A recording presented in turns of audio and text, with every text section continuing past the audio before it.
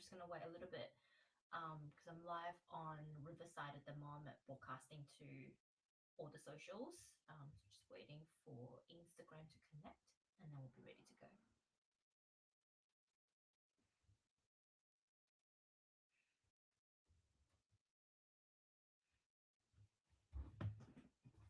Ooh, I left my key in the office.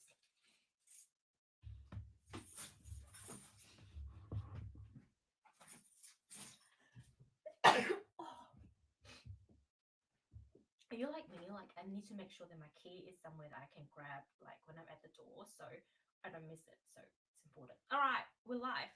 Let's do this, hey. Hello, hello, hello. Welcome to this episode of the Womanly Way podcast. I am your host, Lala Angela Wang. I thought I haven't done like a live stream for a while, so that's why this episode is live streamed. George fell asleep really quickly today, which allowed me to have a little bit more time, have the space to come and have a chat with you guys. It's a Sunday night as I'm recording this live. So yeah,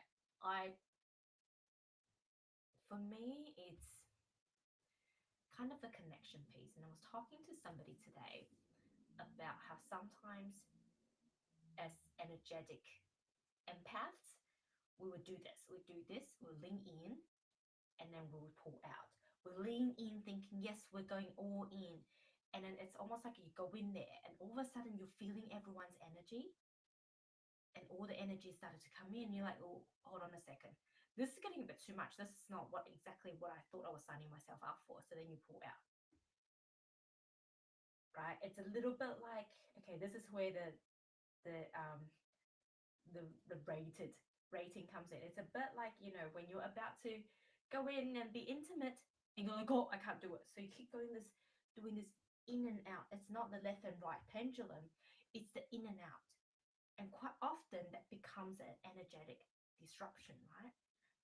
So that was my learning piece today. And I have a feeling today might be a little bit of, a bit of this, a bit of that, because there's so much learning, so much information that I have channeled through today. I had 2 channeling sessions. So I'm on a high at the moment. There's also a lot of aha moments. But the main thing that was a bit of a reflection was I was actually making dinner for George and Scott today. Um, and that kind of forms a foundation. I'll go into it in more detail, but that kind of forms the foundation of what I want to talk about. And that's why like the heading at the moment as I'm going in live, I'm calling this, weekly reflection. And why do I believe that it is important to invest in our own freedom? It's not so much freedom, it's actually a money conversation that I believe that we're having today. And it all started with 2 pieces of kitchen equipment it's been with me for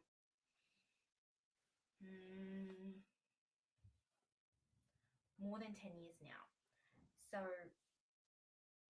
these are 2 knives that I own. One is a peeling knife, so a little fruit peeling knife, which I love for like peeling onions and garlics, and also like small kitchen jobs. The other one is actually a knife that I use really often for all the chopping because it's small and it's like a chef knife, but it's small for small hands for small people, and it's not going to put a lot of strain on my wrist and my fingers.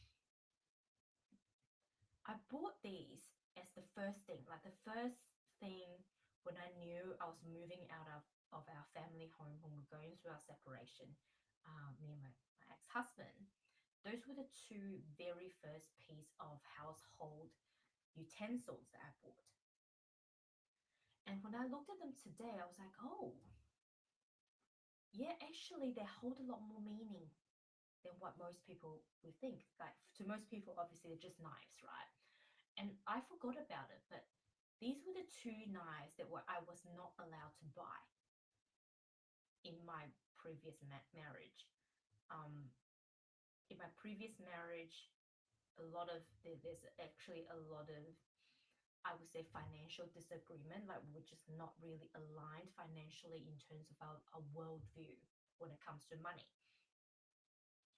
And so I remember the first knife that I bought when I was in Australia was actually gifted. And this is another really taboo thing for me. You just don't give people knives. Okay, it's actually really bad luck in Chinese culture to give knives because you're cutting, right? So the very first, it was gifted to my brother-in-law back then because they didn't have a lot of money and they were moving house, and so it was gifted to them. It was actually my knife that was gifted to them.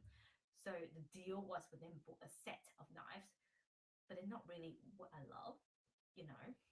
So when I left when we were separating and when we were like packing our separate things, I left all of the knives behind. I know it's like a really weird conversation all about knives. Who would thought? Right? And these two knives, the peeling knife and the like my kitchen utility knife, basically it's the thing that I chop most stuff in besides cooked food, was this pair of knives. Or was this?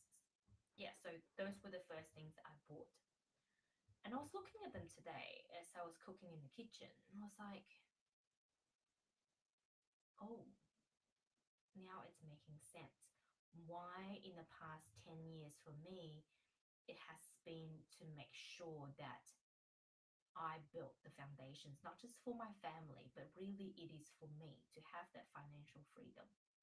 Because back then, I had the income, but I didn't have the financial freedom.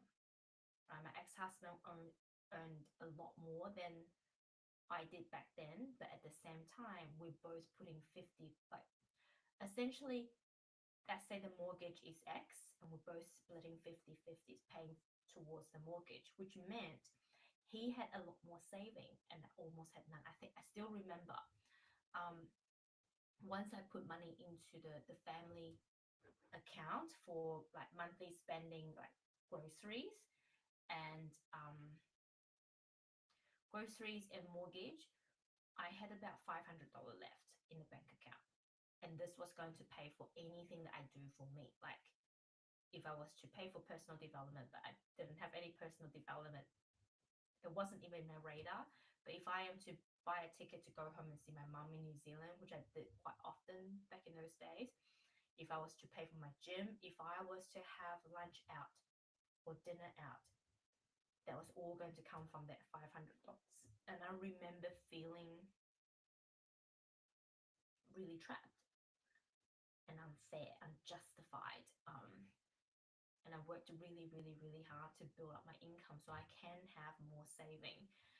Because the other thing was, you know, for me, who's always been somebody who's into investment, my goal after we bought our first family home was to immediately find another way to invest.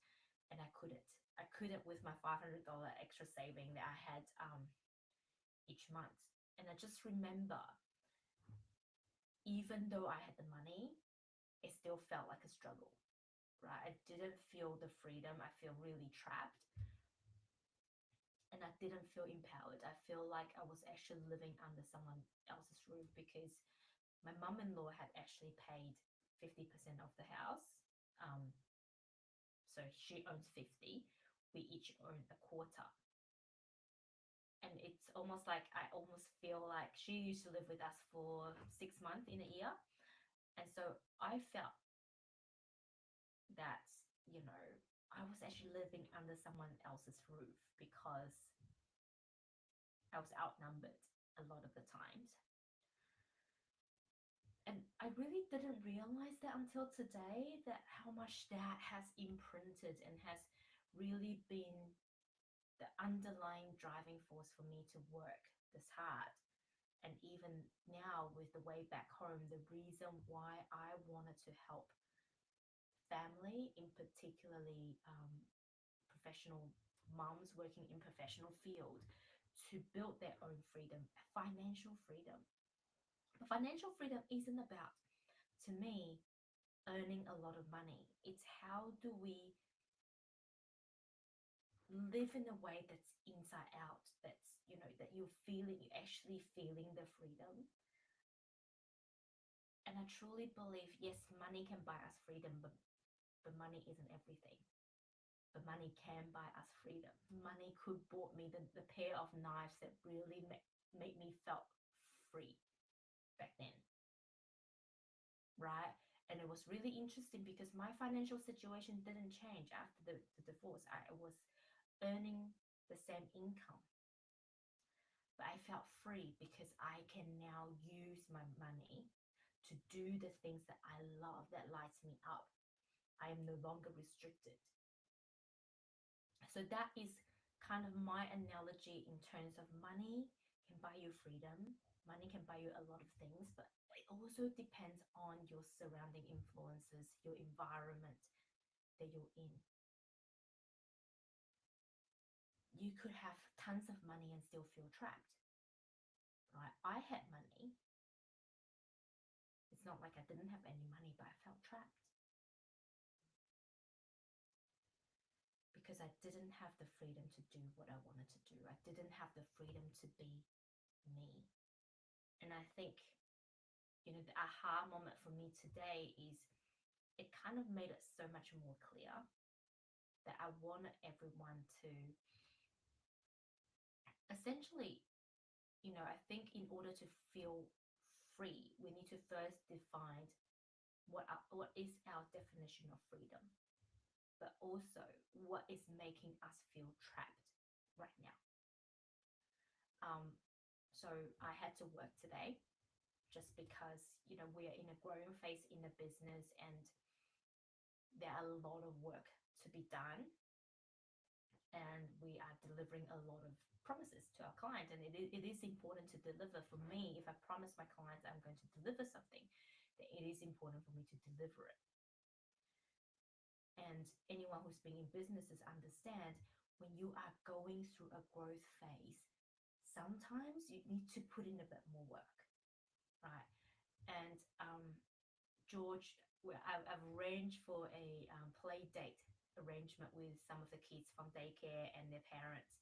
And I said to the mom that was organizing it, I said, I'm sending the boys to meet you guys, but I have to work today. And she's like, oh, but you need to look after yourself too. I'm like, yes, but not now, right? Unfortunately, not now.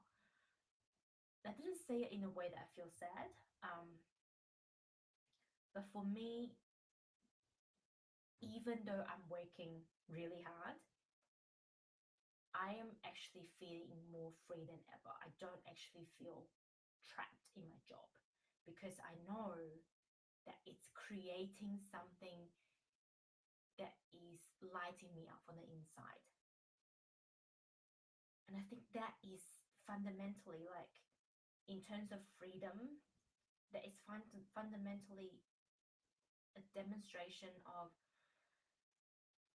what may look like freedom to a person may be completely different to another. Just like what looks like being trapped to a person may look completely different to another, right? And it's like, I still have the freedom to go this afternoon at 3 o'clock. I'm done. I'm going to go and cook for my family because that's what lights me up. Or, you know, I'm just going to have some quiet time before George's bedtime so I can fill up my own tank. And I still remember this probably about 2 years ago. I was talking to my mentor, Donna, and I said, I wanted to find my freedom. And she said, what do you mean? You have the freedom. You actually have the freedom to decide what is free for you. And when we are feeling trapped, it's because we're trapped in this ideology of a different version of ourselves. Oh, actually, I'm just going to do something. Testing. Is this better? I feel like my sound is like super quiet.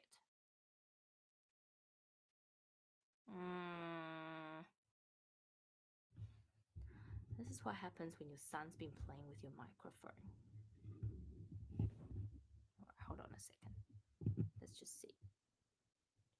Testing. Okay, that's a little bit better.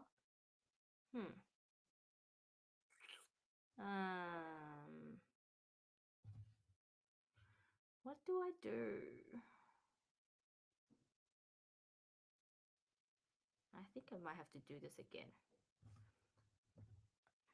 All right, looks like I'm gonna have to do this again.